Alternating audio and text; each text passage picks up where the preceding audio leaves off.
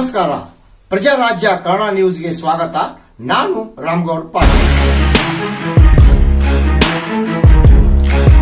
ಹೊಸ bus stand traffic ಸಮಸ್ಯೆ ನಿತ್ಯ ದೊಡ್ಡ ತಲೆನೋವಾಗಿ ಪರಿಣಮಿಸಿದೆ.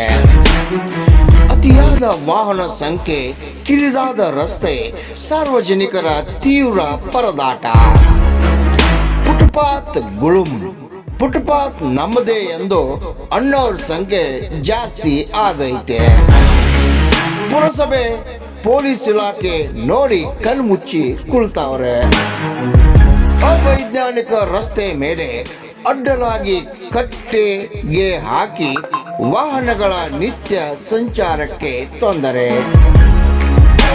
ಇನ್ನಾದರೂ ಸಂಬಂಧಪಟ್ಟವರು ತಕ್ಷಣ ಕ್ರಮ ಕೈಗೊಳ್ಳುವಂತೆ ಸ್ಥಳೀಯರ ಆಗ್ರಹ.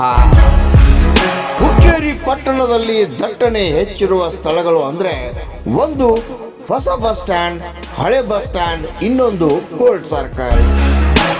ಶಾಶ್ವತ ಪರಿಹಾರ ಕಂಡುಕೊಳ್ಳಬೇಕಾದ್ರೆ ಅಡ್ಡಾದಿಡ್ಡಿ ವಾಹನ ನಿಲುಗಡೆ ಬಂದ್ ಮಾಡಬೇಕು, ಅವ್ರ ಮೇಲೆ ಕ್ರಮ ಕೈಗೊಳ್ಳಬೇಕು. ಪಾರ್ಕಿಂಗ್ ಸಮಸ್ಯೆ ಇಲ್ಲದೆ ಇರೋದು ಸಾಕಷ್ಟು ಅಡಚಣೆಗೆ ಕಾರಣವಾಗಿದೆ. ಹಳೆ ಬಸ್ ಸ್ಟ್ಯಾಂಡ್, ಹೊಸ ಬಸ್ ಸ್ಟ್ಯಾಂಡ್ ಜನಸಂದಣಿ ನಿತ್ಯ ಹೆಚ್ಚಾಗಿರುತ್ತೆ. ಈಗ ಜಾತ್ರೆ ಬಂದೈತಿ, ಇನ್ನಾದರೂ ಟ್ರಾಫಿಕ್ಗೆ ಮುಕ್ತಿ ಕೊಡ್ರಪ್ಪ. ಅಡ್ಡಾದಿಡ್ಡಿ ರಸ್ತೆ ಮೇಲೆ ವಾಹನದಾರರ ಮೇಲೆ ನಿರ್ದಾಕ್ಷಿಣ್ಯವಾಗಿ ಕಾನೂನು ರೀತಿ ಪ್ರಕರಣ ದಾಖಲಿಸಿ ಅವರಿಗೆ ಪಾಠ ಕಲಿಸಿ.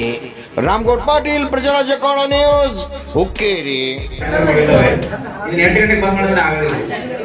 ಅದಕ್ಕೆ ಏನ್ ಮಾಡಿ ನೀವು ಹೇಳಿರೋ ಪ್ರಕಾರವಾಗಿ ಆ ಟೈಮ್ಗಳಲ್ಲಿ ಸ್ಪೆಷಲ್ ಬಸ್ಗಳೇನು ಪಡಿತಿದ್ವಿ ಅದು ಸರ್ಕಲ್ ಆಗೈತೆ ಸರ್. ಆ ಸರ್ಕಲ್ನಾಗ ಅಪಘಾತ ಜಾಸ್ತಿ ಆಗತ್ತವ ಸರ್.